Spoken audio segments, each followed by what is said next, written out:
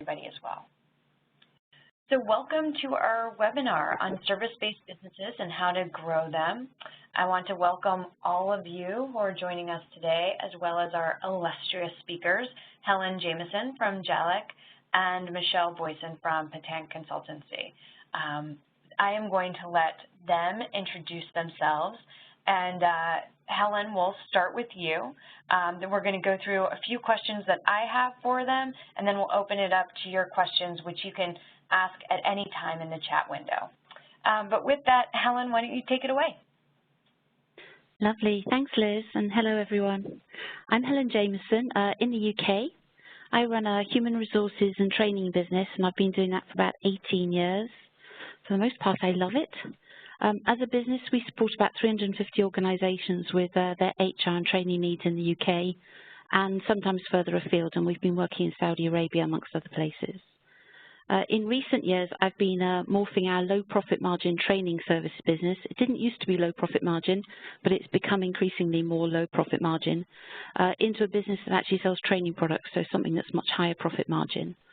And in a nutshell, we now develop the training content for organisations that purchase it on a license basis so they can roll out their own training in-house, which saves them a lot more money. Great opportunities in business. I'm also about to launch a not-for-profit called Global Fountain, which will provide business owners and business networking groups around the world with materials for self-learning, just with a view to really helping as many business owners as possible achieve their potential and run a business in a way that delivers actually what they need. And for me, that's really, really exciting. So that introduces my company. Perhaps Michélle would like to introduce hers now. Great. Thank you, Helen. Michélle. Okay. Hello, everyone, and thanks for this opportunity. We originally started out in Cape Town. In the last 2 years, we expanded the business into Johannesburg, and our business is really focused on assisting companies and clients to move from a current situation to a fresh or a new situation. Think mergers, think entering new markets, think closing some markets and going into new regions, implementing IT systems, but mostly always first looking at implementing from a business point of view. In other words, what are the processes that need to change to make the new environment happen? And secondly, what do people need to do to fit in with it?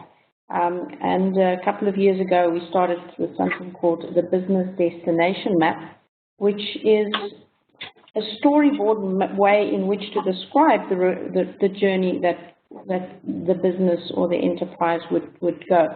So our clients, it's really a wide range of clients, from literally a person who's still thinking about a business to large corporates. Some of our large corporates include top 40 blue chip companies in South Africa. And we've been privileged to do some work internationally too, especially in the last few years with improving internet, where we can do the work that we do in workshops with people over the internet, and you connect with Mexico, you connect with Thailand, or even Washington, D.C., and we spend time on the internet drawing people's processes, looking at how to progress their business. The business is also, we've been in existence for about 15 years now, and as with anything, you start looking to see what can change, how can we do things better, and that has also resulted in us in recent months forming at least another 2 new companies. The one is an enterprise for previously disadvantaged people. The other one focuses on project management, and we're hoping to launch a third and a fourth new business that's in addition to the current business, around about the end of January next year, and the next one around about the end of March. The one we're launching in February, January, February, is an adult daycare center It's a concept that I came across during an event in Rome, and it's currently run successfully by somebody in the United States, and I think there's a great opportunity for that business in South Africa. And so it goes. So thank you very much.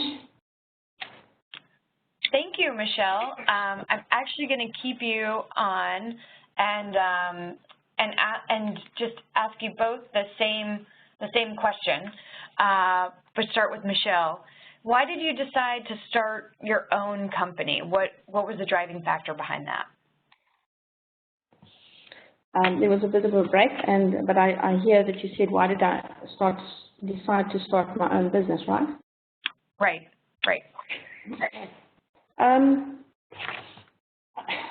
It's quite a few years ago, but I think it's essentially to do with I don't do well with routine, and I also don't do well with too much structure. So at the time, I was working at a very prestigious organization called the Development Bank of Southern Africa as a development economist. And what was cool is that I was given 3 years to travel the entire South Africa and go and do research and build databases on what was happening in the healthcare sector. So the freedom was immense. I literally had to check in every Friday and say where in the country I was and how I progressed. So after that, I got into one of the large consulting houses, and they gave me a job which I finished within 3 months, and it was actually meant to be a 8 to 9 month stint. And then I started, they pushed me in all directions, and now I've got to do programming and do this and that. And all of that structure just made me feel that I was really suffocating. So on a good Tuesday morning, I went to my boss's office and I said, I don't think this is for me. I'm gonna go it alone. If you as a consulting house can find work for me, put me onto projects, that'll be great. Of course, that never happened. So that first year was really, really hard. And the competition was a lot greater than what I'd ever expected. But I regret that by no means at all. I'm very happy that I made the decision at the time. I've always had a close family person or a friend who was there as a support system. So that's how I got into being an entrepreneur. Great. Wonderful, and I'm sure a lot of the people on the line can relate to some of those driving factors, and we can get into that with the Q&A. One of the things you touched on too was the challenge. The first year was hard. Helen, do you want to talk about how you started a company and any challenges you experienced in that? Yeah, sure, lovely. Thank you. Okay. Well, my perhaps entry into the business world was very, very different than Michelle's. I started the company simply because I lost my job as a result of having a baby. So they didn't want me back, and I didn't want to be a stay-at-home mother. So I couldn't find a part-time job, so the only choice really was that I set up on my own. So it was unexpected. I had 2 children under the age of 3, but I was determined not to be at home. So setting up in business is what I did. Really just a desire not to be a stay-at-home mother, as opposed to any major desire to make any millions. I wanted to work from home and I wanted to work part-time, and in reality I don't think I've worked part-time ever since, and I rarely work from home either.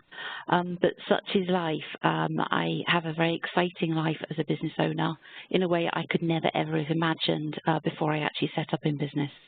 So that's great.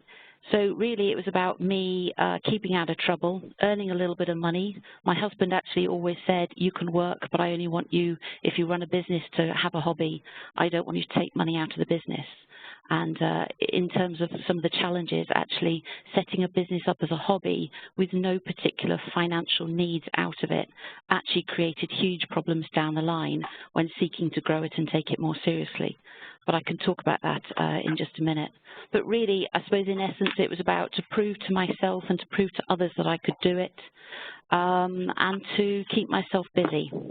And those first few years for me actually weren't difficult. They were, they flew by. It's subsequent years that for me have become much, much more challenging. in terms of the challenges, if I move on to those, yeah, I've had so many challenges really in the 18 years of running a business. I actually wrote a book about them all about 3 years ago. I felt I'd made more mistakes than the average person and had more challenges. So I wrote them all down into a book in an attempt really to give other people a chance to make fewer mistakes than I'd made. In terms of really the major challenges. What's the name of your book? This is your chance to plug your book. Success. My Business, My Success.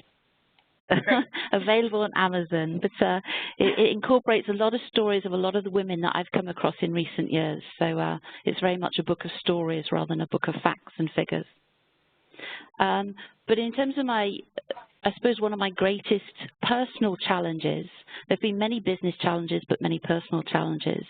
I'd put as number one really overcoming and rising above people who are judgmental of me, who make assumptions about my capabilities without ever taking the time to get to know me, who judge me on looks or the fact that I'm a mother, or whether I don't actually fit into their clique or their expectations.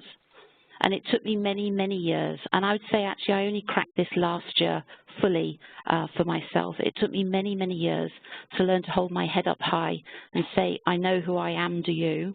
I'm confident about who I am, are you? But actually, I can do that. And running a business has given me the ability to do that. In terms of other challenges, really, my skills, my confidence, my own development, I started off having no understanding of business, no expectations of business. It's been a long, long, hard haul learning all the skills that you need in business.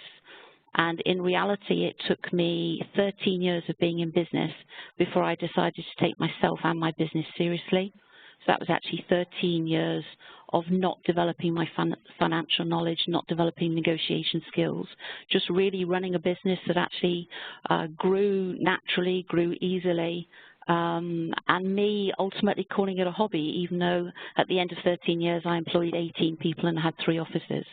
And at that point I decided to take it more seriously. But in taking it more seriously, I ended up being divorced, so that created its own challenge in itself.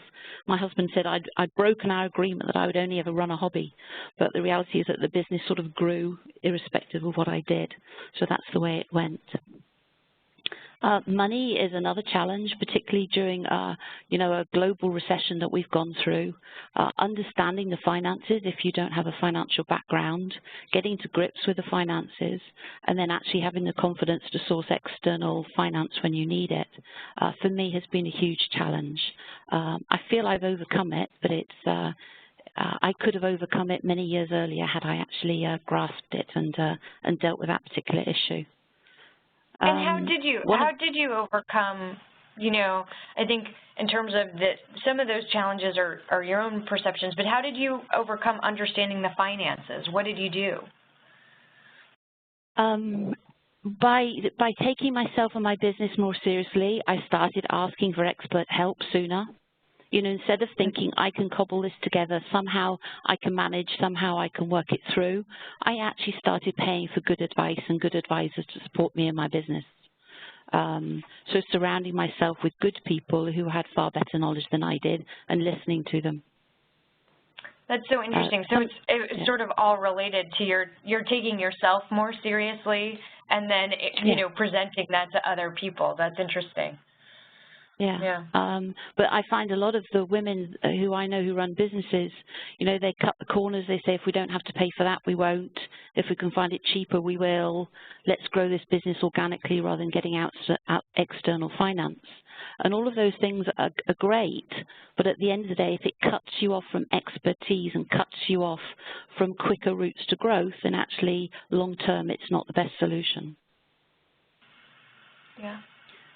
So just a couple of the other things, sorry, just very briefly. So prioritizing my needs above other people. I think I've spent a lot of time running around after my own staff, running around after my suppliers, supporting them, compensating for them when they didn't do the job the way I felt that it should be done. And actually, long term, it's not sustainable to prioritize other people's needs above your own as a business owner. So in recent years, I've had to be really, really strict with myself about actually saying, I do come first and I need to come first because I lead this business. I think all of that is amazing advice. I think because a lot of us, all of us struggle with that, one, the expectations versus reality of what the business is going to be. Like, it's just going to be a hobby, or I just need it, for this amount of time, and then, sort of reality sets in, and then how you address that. And there's very real implications. So I appreciate you sharing that. And then also the way you addressed it. I started putting myself first. I hired people that cost money, but that were experts. And I think all of that is great. Both the challenges are good to hear about. I'm sure you're not alone with the other people on the call, but also it's great to hear how you address those challenges as well. Thanks, Liz. Michélle, you mentioned your first year was really difficult. What are some of the challenges you had, and how did you address those? Liz, I think in the first year in particular, because I was, excuse me, pretty much of a lone ranger, where you simply have to do everything yourself, and you have to learn as you go. The skill that I thought I brought to the marketplace was one of business planning, and I've always been a very graphic person, so I draw things. I much rather draw graphics than what I would write a document.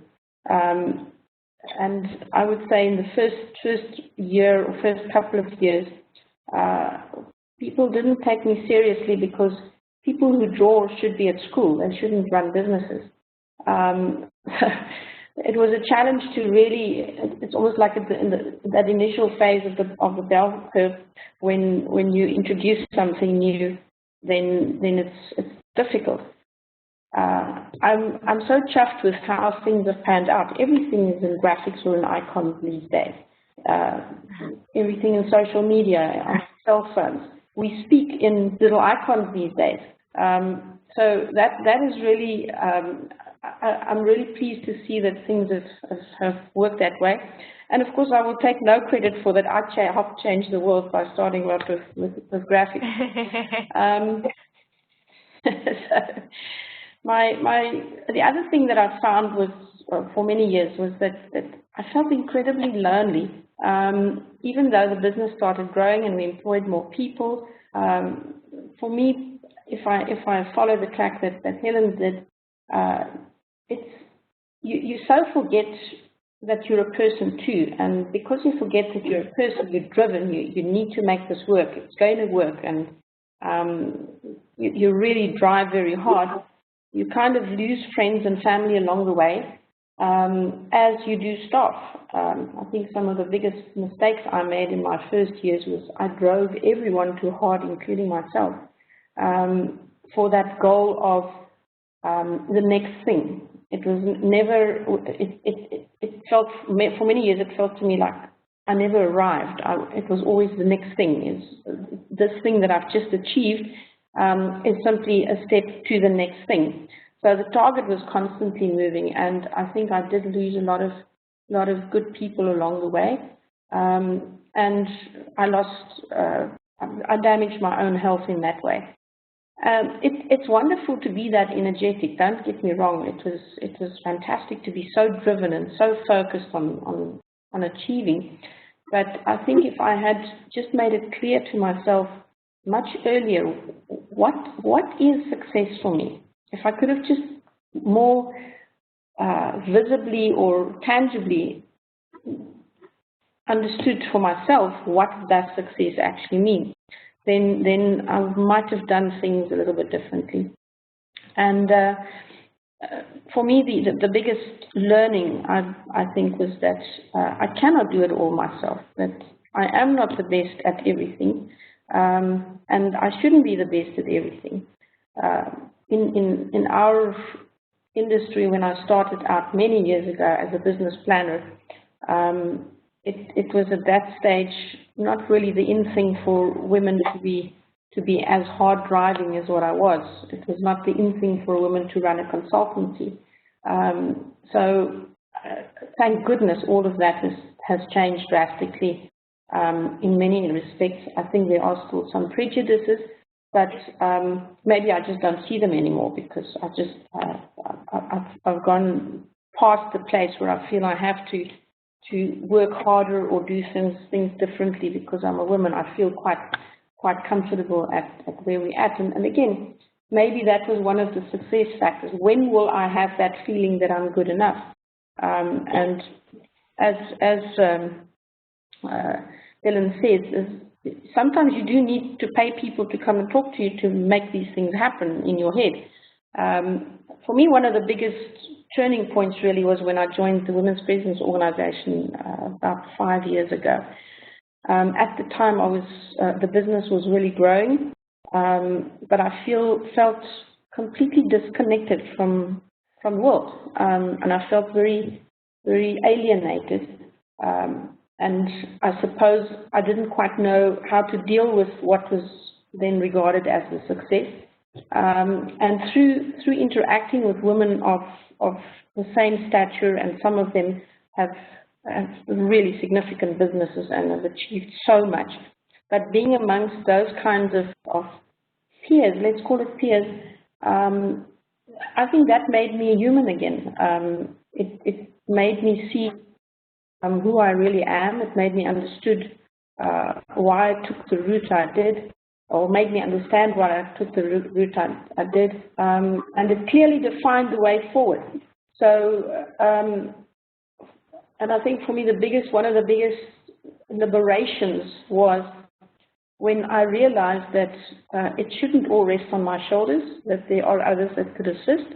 And from that moment on, we appointed a CEO to the business. We appointed a whole bunch of people, and we began to operate like a real business. Prior to that, we had people working for us, and in my transition, it became a matter of people working with us to achieve a common goal. And I think if I could go back to year 2 or to year 3, if I could just have shared my vision more clearly with the people that were alongside me, and much more believed in their ability to make things happen, and much less thought that I was the one who needed to make this work, I think a lot of things could have been different as well. Well, I think that's a great piece of advice in terms of trusting in the people around you, trusting the people you hire, and not trying to do everything yourself. I think that echoes a lot of what Helen was saying too. What other pieces of advice would you have for people that are starting out to either overcome the challenges you overcame or avoid them altogether?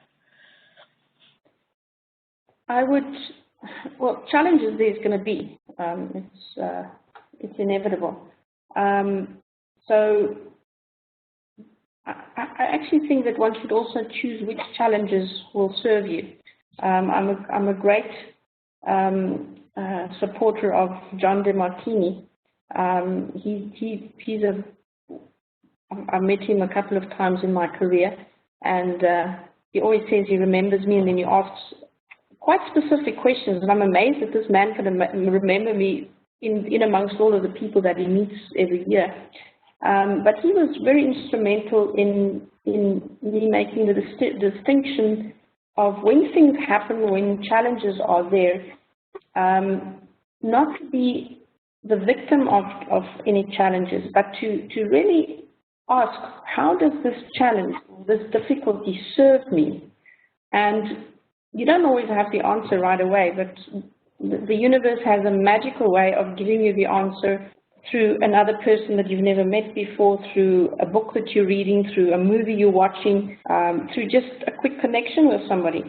So I think that's also one of the things that was quite liberating for me is to not take everything so seriously. There's a purpose in everything. We're in a universe that really has a direction and a purpose for all of us. And whatever things happen and challenges come our way, they will always, if you reflect on it, they will always have served us in some manner or way.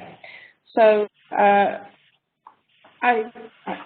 I want to underline what Helen said, is that I think I had much earlier in my career found value in coaching and in mentoring and in seeing how other people do things. I think I would have had probably a bit of an easier life. But again, it's not a wish kind of thing. Those things I did serve me well, because now I can apply that in when I work with businesses, when I work with entrepreneurs, when I work with large clients. I can apply all those things that I learned the hard way and assist people to fast track where they need to get to. So that was probably my road to take the harder road and to learn those things. What is amazing for me in these days, organizations like WEConnect, United Success, Women's Business Organization, Vital Voices, just think of them all. They have created such incredible support structures for us as women entrepreneurs. Use it. Pay the money and use it. It's those organizations are like a buffet, a beautiful buffet of dinner. It's a buffet. You need to go there and help yourself to them. And what you dish on your plate is the reward you get you. But you've got to go and fetch things, and you've got to make it work for you. But they're there. When I started out as a businesswoman 25 years ago, I don't know if I was just obnoxious and didn't notice them, but I sure don't think they were all around at the time. Yeah, I think you're right about that. I think especially the ones you mentioned, United Success, Women Presidents Organization, WeConnect, you know, they've all been around in the past few years. So I think that also addresses, you know, what you talked about at the beginning, which is, you know, the loneliness of it as well. When you feel like you're the only one and you have to make it work, I think that the networks can kind of combine and make you feel like you're not alone. So I appreciate that. Helen, we have a question for you, which is what expert, so Cheryl Watt says, thank you for sharing your story, and she can relate to a lot of your comments. What are the experts that you hired first, and what's sort of your advice for overcoming some of the challenges that you overcame? Okay, thanks, Liz. Experts, well, with my dare I admit it, appalling financial background from school, really. The first expert really had to be, for me, an interim finance director, someone who could actually work with me and support me, and not just do the numbers for me, but educate me along the way. So someone who was prepared to do that rather than just tell me what I needed to know. So that was very important for me. Interestingly, in line with what Michélle says, the first thing I did within a week of deciding to take myself more seriously was actually join one of the women's networking organizations, very specifically choosing a female networking organization, having shunned them for the previous 13 years because I felt that I shouldn't be doing that. I felt I should be going to mixed-sex networking events, but actually the reality was I had rarely learned anything or shared anything or got some good support from them. So joining a women's networking event in the first instance was the WPO, and very shortly after that was WeConnect, followed by United Success. So I'm totally with Michélle on that. Another thing that I got, which you might not consider to be a business expert, but in fact I would consider to be an expert crucial to my business, if you can make a distinction, really is that as with Michélle pushing herself very, very hard, and I think she said she had serious health issues at one point, I too pushed myself too hard and attempted to do too much for too long. And at one point I actually lost my sight for quite a few months, which is quite hard when you can't own up to your team at work that you can't actually see anything, because if you did, they would leave you. So very, very tough times through my health. So one of the experts I got in very, very early on was someone who could understand how to work with me in a very holistic way to regain my energy and regain the strength and the health that I actually needed to run my business. I have had other experts along the way. I've employed on an interim basis a marketing director from time to time. I've employed social media experts from time to time, but usually on a very short-term project basis to inject some knowledge and know-how into the business. but finance ongoing, and someone to actually support me in a holistic way ongoing. Absolutely crucial. Wow, that's amazing. It's incredible. And you were able to get your site back through the help of this person? Yeah, amazingly. You know, you go to the medical profession and they're very blinkered in their approach. You know, if we don't have a drug, we can't cure it. If we can't operate, we can't cure it. Despite you saying, actually, I know that this is brought on by stress, they look at you as though you're a strange sort of creature. Yeah, finding somebody who has a very holistic approach to understanding energy levels and what can be your blockers. Interesting, Michélle talked about John DeMartini, and I will first meet him, actually, Michélle, in a few weeks' time, because I'm going to Johannesburg to one of his seminars. So I've heard about him for many, many years, and I think he's a very interesting person in terms of having a very holistic might be the wrong approach to it, but a very rounded view of who we are as people and what we can achieve, and finding ways to unblock what your current blockers are to actually help you find a way through. And often if you unblock what is stressing you, then actually all of your health issues and some of the confidence issues just seem to melt away just by understanding how to approach these things. So yes, an amazing guy I have who actually operates out of London, who supports a lot of business owners actually, with both medical and psychological and business knowledge to help you unblock what needs to be unblocked. Wow, great.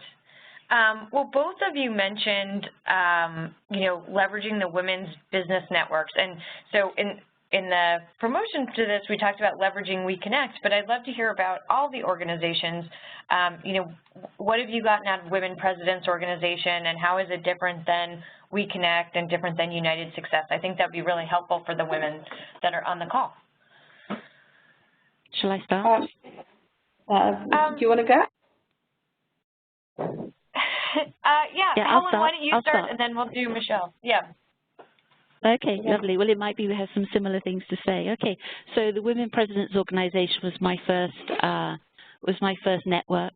Their annual conference, the first few years I went, opened my eyes and gave me access to speakers speaking about topics I hadn't even thought about, and giving me somewhere to pitch myself and my business at, a real role model opportunity in a way that perhaps running your own business in your own local environment you never get. So that opened my eyes to international business and to top speakers with some amazing ideas and concepts. Locally, the WPO has given me an opportunity to have that support that Michélle mentioned that stops you from feeling so isolated. And I meet with 15 women once a month in London, and we share all information, including our profit and loss figures, our financial information, and also our personal woes. So every month, in a very structured way, we share and support, and that's been fantastic. WEConnect is actually something quite different. And for me, it's given me an opportunity to really focus in on the needs of the corporates, how to do business with the corporates, which also adds to my interest, which is doing business internationally, just because all the corporates are international. And it's actually been a very good forum for me learning and developing my knowledge. And just recently, I've had an amazing opportunity to go to the States and spend a week with 58 awe-inspiring women, I have to say, female business owners, most of them from the States, all but 2 of us were from the States, and do a week of a mini MBA-type program run by Tuck Business School. I wouldn't get an opportunity to attend a course like that in that sort of company in a lifetime if it wasn't for networks such as WEConnect. And really, one of the things you have to do in life is, as an opportunity presents itself, you absolutely have to grab it every single time. And for me, grabbing that opportunity was amazing. So the access to knowledge, support, and information, and most importantly, to be inspired by the other people you meet, actually helps us raise our game. Great. Thank you so much. And Michélle, do you want to add to that?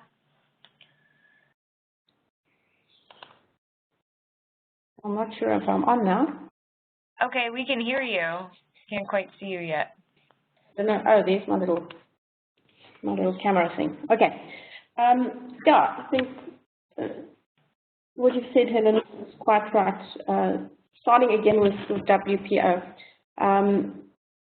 Practical examples is, let's say there's a new law introduced into the country, or there's a big strike coming up, or there is any element that we should know about. Now, as business people, we do what we do in our business. We render the service, we make the widgets, but we must also be aware of what happens in the environment around us.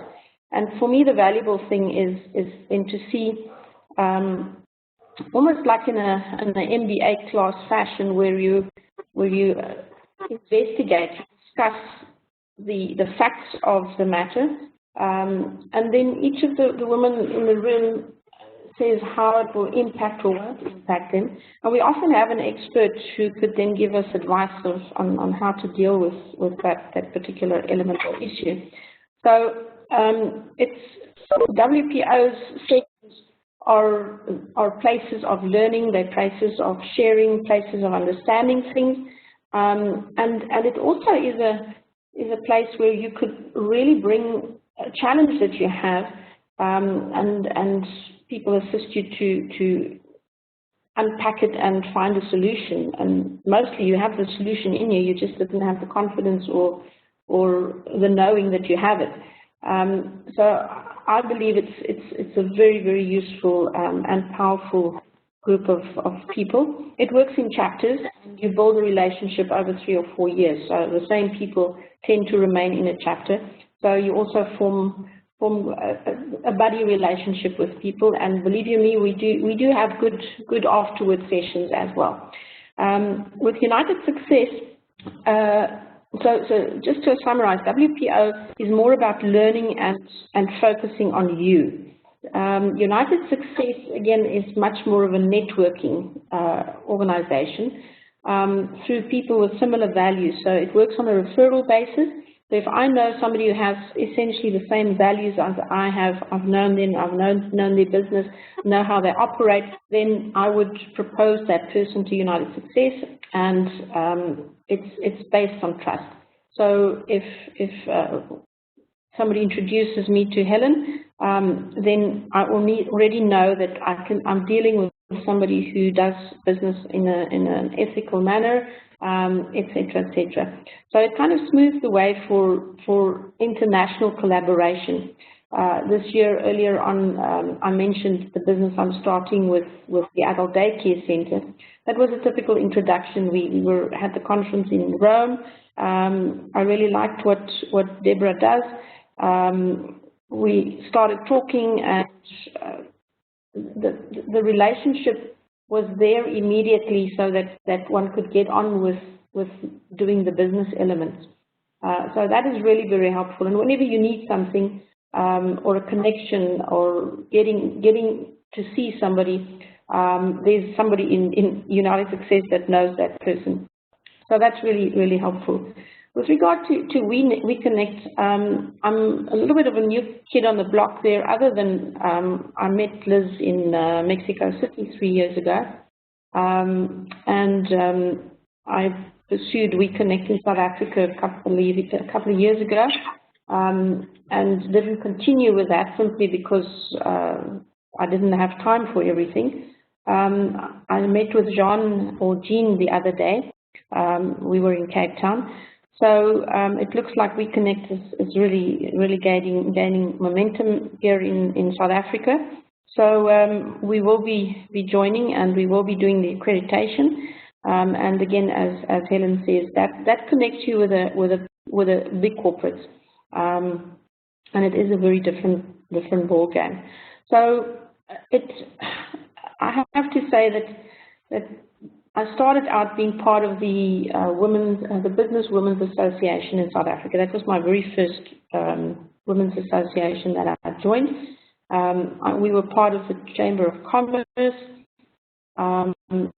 and in the initial years, it's strange that when you're not quite clear about your own direction or what you need out of these events, then you do tend not to get things out of it, and then you might drop out of them because you know, it's like you're searching but you don't know what you're searching for. So I think it's very important that when you join an organization, that you understand that it's not something you're going to drop in 6 months. It's about building the relationships. So if the fee is X and you know there's an annual conference or an annual get-together in a different country, and you know there's other get-togethers, you need to put that into your budget, because it's no use you joining these things and you don't pitch. So you really got to go for it. Therefore, one needs to be quite circumspect about where are you as a person at, where are you as your enterprise, or where is your enterprise at? And believe you me, we most often we're misaligned, and that collective then has a requirement or a need, and therefore one needs to seek that in the appropriate organization, and not jump from this one to that one. Then you actually will feel it's a waste of money. I appreciate that, and I think you're absolutely right. You know, your analogy to a buffet earlier is great, which is that you get what you set out to take from it.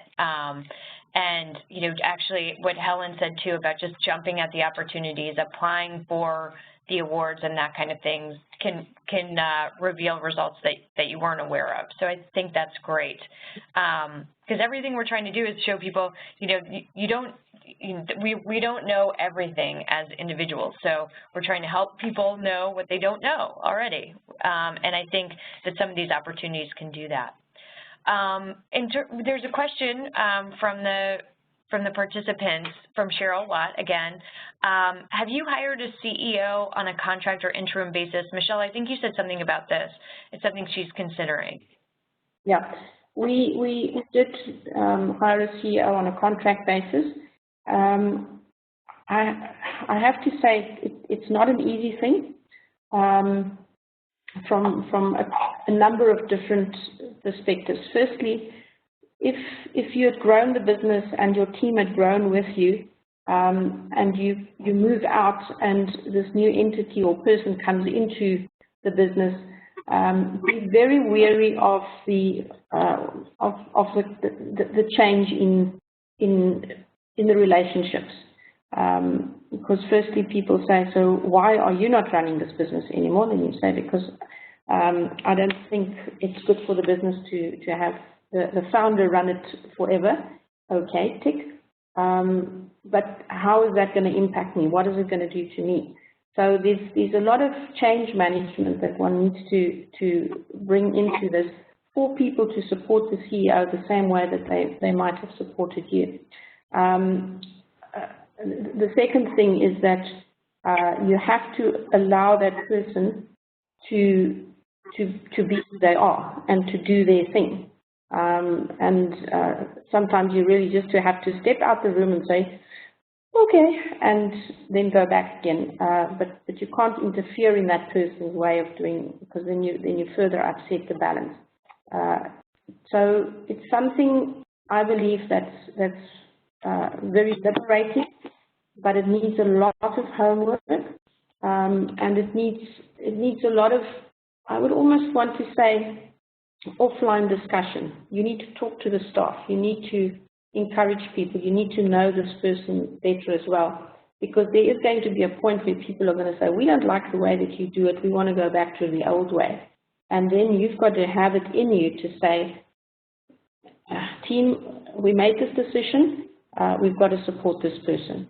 And once you get over that, it takes time, but you have to be resolved and resolute, because they kind of still look at you. If you look like you're floundering and you're not supporting this person, they're going to be up in arms even more. But if you say, I'm sticking with this person, then it is easier. Of course, you've got to have reason to stick with this person. If the person does make a mess of things, then you have to pull the plug as well. But therefore, it's very important that one actually do lots and lots of reference checks. There are so many CEOs for hire these days. There are really good ones, and there are also ones that could do your business damage. So never be too far, but this is the point where you actually work on your business and no longer in your business. Great. Thank you for that. Helen, do you want to talk a little bit about, I think what people would love to hear about too is in terms of WEConnect, what's your experience selling to big companies? What are do's and don'ts that you would have there? Oh, okay. Okay, so some massive do's and some massive don'ts, really. I think for me, the challenge has come through not setting up in business with a view to selling to corporates, but instead with a view to actually saying our target market is SMEs, and then 15 years down the line saying, actually, we're changing our focus. We're changing what we sell, and we're changing our focus.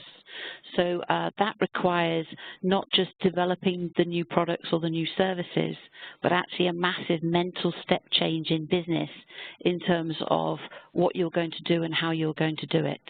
And that's not just a step change for me mentally, that's actually me making sure that all of my team understand the step change and what's required and feels comfortable with it. You know, we've gone from, well, I still have a business that operates to the SME market, but that business can literally turn an inquiry into a sale within a matter of hours and possibly a matter of weeks if it's a long pipeline. Within the corporates, we could be looking at 6 to 18, even 24 months. So just understanding the sale process, the pipeline process, the degree to which you build a relationship and then have to start again because someone in the corporate has been moved to another job, and not getting despondent about that, but literally saying, actually, this is our strategy, this is the way that we're going, and therefore we need to keep going and support each other as we go. So in some ways the rewards can be greater, but in other ways the rewards are so far and few between. If it takes you 6 to 24 months to actually convert an inquiry into a sale, then that takes a huge degree of resilience and determination to get through. So that's why, for me, a huge amount of it has actually been about the mental step change, as opposed to the paperwork that needs to change. To a degree, the products and the services might need to change. Your marketing, your website might need to change. All of those things for me are much more manageable than actually getting your own head and other people's head in gear about what it means and why you're doing it. And sharing the vision, Michélle talked about that. You know, for the first time ever, actually, last week, I sat in my team meeting in front of all my team and actually told them what my true vision in life was and why that drove the way I operated the business I did. Before, I've actually always fudged my vision a bit. I felt it was mine and it was personal to me, and actually the business was the business and the vision of my own was my own. But I've come to realize that actually I have to share my vision 100% with my team if they are to be behind me. So I did it actually, but that's for the first time in 18 years. So a long time coming to really communicate what's in your heart and what you need to do, and not fudge it, not just be absolutely clear about it from beginning to end. That's great. I think the message there too is that it's never too late. You can always get your team together and explain that vision. So I want to remind the participants you can ask questions in the chat window. We've had a couple of questions from the chat. Since we don't have one now, I'll just ask Michélle. Michélle, your business is around change management, including technology, and you mentioned how technology made it, you know, the international business more feasible. Can you talk a little bit about how technology has made any changes in your business, or what different technologies you'd recommend to other business owners, or not recommend? Yeah, I think the very first technology that we deployed was in the manner that we built the storyboards and do the process mapping. For some of you might recall the brown paper exercises that we used as consultants in the 90s, and basically through the use of laptops and Visio, Microsoft, it's now Microsoft Visio, but that software literally distinguished us from the rest of the world. I actually did a presentation to a potential client yesterday, which is a government department, and they asked who's our competition, and I said to him, in the 15 odd years that we've been around, I've not found anybody who do what we do. So we took a basic drawing package. Now Visio was created in order to do flow diagrams and workflows and swim lanes and so forth. But I just sat down one night, and I really have to say I'm not a fundi on computers and those things. I know what's in my head, and then the computer's got to try and do that.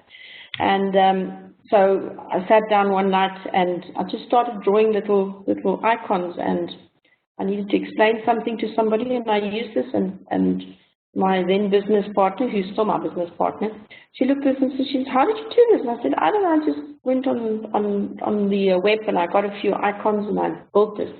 And she said, "This we've got to do something with." Anyway, so that caused us to launch into big corporates, and as the internet improved, we can build processes, we can build strategies, we can analyze where you're losing money, things like protection of private information, which is now really big in South Africa. It's already well landed in Europe and the Americas. We draw the process and say, where's your risks, and then we define what to do with those risks, and all can be done with us sitting remotely and the client being in a different place. So in terms of cost and time, I think technology has really helped us grow a lot. And just the way that we communicate these days. I think if I do 2 face-to-face meetings with potential clients, with current clients, in a 2-week period, that's quite a lot. So everything happens over the internet. Most of our meetings, internal and external, we do over the cell phone. So I feel we're saving a lot of time, but we're also being green that way. Through technology, we also use a lot less paper. One of our values is that we do what we can to not mess up the earth any further. So all of that's quite helpful. And the mind boggles where technology still is going. It is sometimes quite, whenever our IT, our CIO says to me, okay, we're switching to this system, and I say, oh no, not again. Because it's hard. You just get into something and then you've got to learn this stuff again. The other thing that we've found very useful is switching to a CRM system. We use Infusionsoft, which is a very powerful system. Sadly for us, it's priced in American dollars, so from the time we started off with it, because our exchange rate has become support to where we are today, we're almost paying triple a month what we started out with, but it still serves us very well. I think it's a must-have to keep your databases, to do your campaigns, to manage your sales, to get a constant view of who's your peeps, who's your world, who are you dealing with. I think that is very important. I want to just hook into something that Helen said earlier on about paying for stuff and things for free. Not so much people, but on the IT side, I love my Dropbox. And it's not a safe thing, but I love my Dropbox. And again, my CIO at least once a month tells me that I'm contravening company policy by keeping certain things in Dropbox. But it's useful and it works fast. The important thing is that one should never build your business on only free stuff. You need to understand where can your business get hurt if a system falls out of place. So don't play around with unlicensed products. And if what you need is too expensive, find a cheaper option. But I've seen too many times Luckily, my business partner is a very risk-averse person, and she's a specialist in the IT space. She's never allowed us to do things that would be a risk to the business in that manner. So I do pay for my Dropbox. I have to say it's a paid version. But be very careful of building your business on free stuff. There's so many cyber nasties happening, and free stuff is an open gateway into your business. Thanks, Liz. Yeah, thank you. I think we're going to wrap up. Somebody says thank you for the CRM tip on Infusionsoft, so that's great. And I think we've got so many great nuggets here. I just want to sum up as we wrap up. I think the biggest thing that I learned from this is to take care of yourself. When you take care of yourself, you can take care of your business and your employees, but you have to take care of yourself first.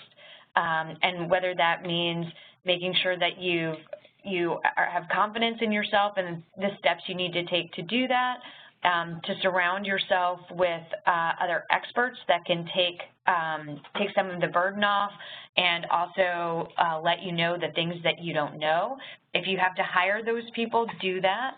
And, you know, I think Michélle left us with don't build the foundations of your business on free things. The good stuff is oftentimes things you have to pay for. And then I think also just the value of different networks and your fellow women business owners. That's what this talk was about, was learning from each other, peer-to-peer mentorship, and take advantage of the resources that are available to you locally. And globally, in terms of networking with other business owners. And then finally, just grab those opportunities when you see them. So they could bring you into whole new spaces, into whole new industries, and most of all, you'll meet new people and realize that you're not alone on this journey of entrepreneurship. So I want to thank our speakers. I think this was a great talk. I hope everyone will. If you want more, definitely look at Helen's book on Amazon. I put the link in the chat window. I'll be sending the link to this recording to everyone who's here and anyone who signed up but may have missed it. But I just want to take this opportunity to say thank you so much to Helen and Michélle for sharing your experience, your pains, your joys, and your expertise on our webinar today. Thanks so much. Thanks, Liz. And thank you, everybody, and best of success. The year's almost at its end, so have a bumper holiday season and a super new year. Thank you. Absolutely.